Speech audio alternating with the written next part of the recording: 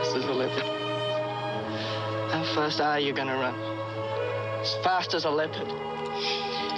Then let's see you do it.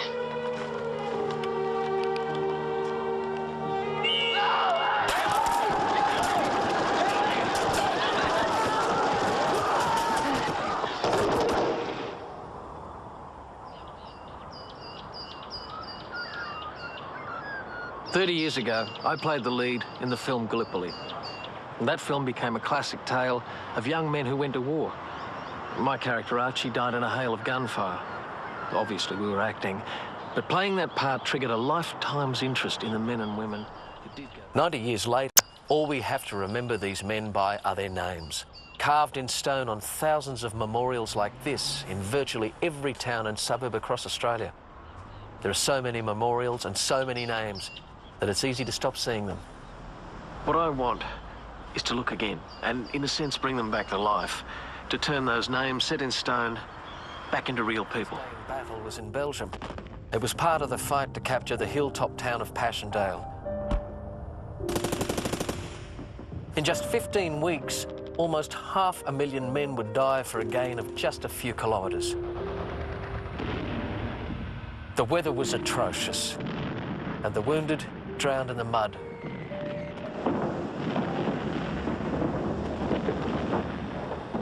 Keith was in charge of his battalion or section, and he was leading the troops out to their designated area to participate in the battle. And he was wounded by a shell on the duckboards on his way out. So he was taken back on stretcher to the clearing station, and the other two boys would have witnessed this. The idea is that the boys basically went out in vengeance, that their brother had been injured. They would have seen the extent of his injuries, which were quite severe, and they possibly placed themselves in risk out of an emotional vengeance. But the other two bodies were never recovered. The artefacts for one of the boys, Theo, were returned, but for George, there was no... There was no trace. Nothing, yeah, nothing came back. So the only one of the boys that has a known burial is Keith, the one that was taken back to the clearance station, and he died the next day. Mm. This is with Keith's... Yeah, Keith's belongings, yeah. That's Fanny. That's a picture of the boy's mother, Fanny, that was with Keith when he died, so that's a shrapnel hole. Oh. So this came back with his belongings. Yeah. And Fanny got all this. Yes, she'd relive it all again, wouldn't she? Oh, that's his grave. So that was the original grave in Belgium. They had to write a lot of letters to get that photograph. Probably the most important aspect of it for me personally as a younger member of the family is that all of these family artefacts we've got have flesh and bones, they have meaning. They're not just three boys that died in the family 90 years ago, that these men had a real story behind them, and all these belongings are just so important in our family. So when the news finally comes back to the family, can you tell me what sort of effect it began to have? Grandmother apparently was the stronger of the two. Grandfather had a nervous breakdown and he couldn't accept it at all and was crying out for his boys. They couldn't manage because there was the three older boys that were bringing in income were gone, and now he wasn't bringing in income, and it had a dramatic effect in every way on the family. Even just the shock of it. Prove ourselves on the world stage. Add to this our moral outrage at Germany's invasion of Belgium and France. In 1914, Ballarat was a Victorian town with Victorian architecture, Victorian values and Victorian ties to empire. Built on the wealth of the gold rush, you only have to look around to get a sense of pride and ambition, the grand vision on which this place was built. Compulsory cadets was part of the school system, and this town already had 2 infantry regiments, like the Army Reserve. So when the war came, Ballarat was ready. More than 4,000 men and boys volunteered, but peace came at a high price. Of the 60,000 Australians who died, nearly 2,000 came from Ballarat and the surrounding areas.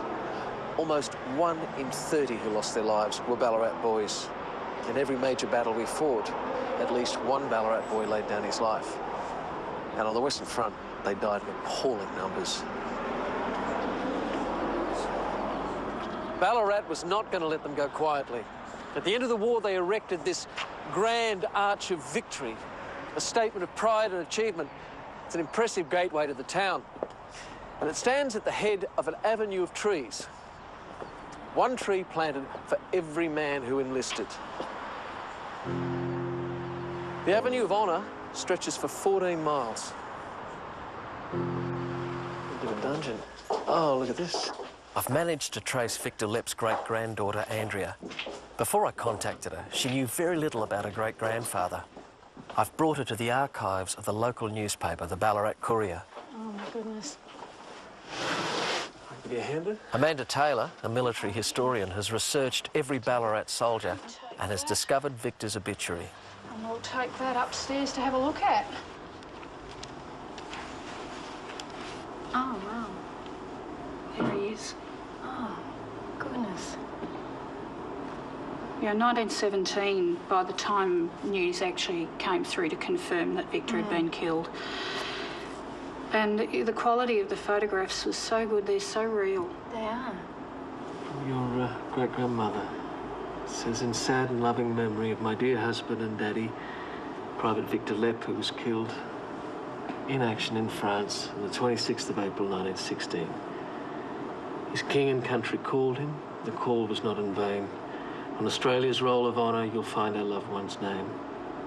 His sorrowing widow and child, Francis and little Vic. Oh, goodness. Makes it incredibly real, and you feel her pain and what it must have been like looking at her son and knowing that he'd never, ever meet his father. It's incredible. Were cut off, and they decided to fight to the end. I knew them all personally, as they were in my platoon. We're in our first line trench and had orders to take Mouquet Farm. They got into the trench, but the Germans came up from behind and they all got cut off. The sergeant and all his men took shelter in shell holes and all fought to a finish. We think the majority of them were killed, as they were determined not to be taken alive.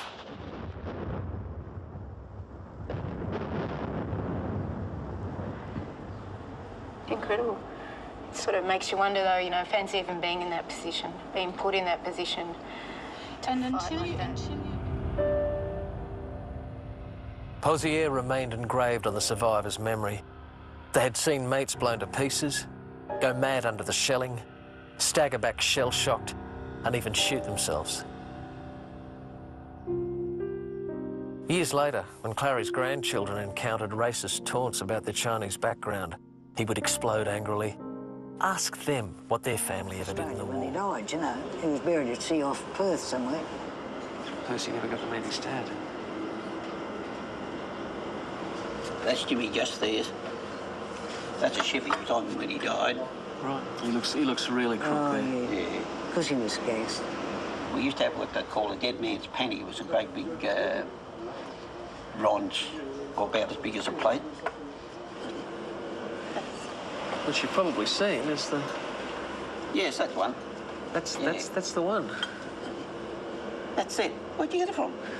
Well, another relative, a Jimmy Rubenak. Yes. It's another one of you. My cousin. Yeah. Cousin, yeah. He gave you this, did he? Well, he's loaned it, so he's loaned it. Yes. But I thought maybe you should have a look. Just faced by different circumstances at a different time. It's easy to let these stories slip into dim and distant memory, but the First World War was less than 100 years ago. It starts with a name, and it's been profoundly rewarding to discover who these men were and to ensure their lives are not forgotten.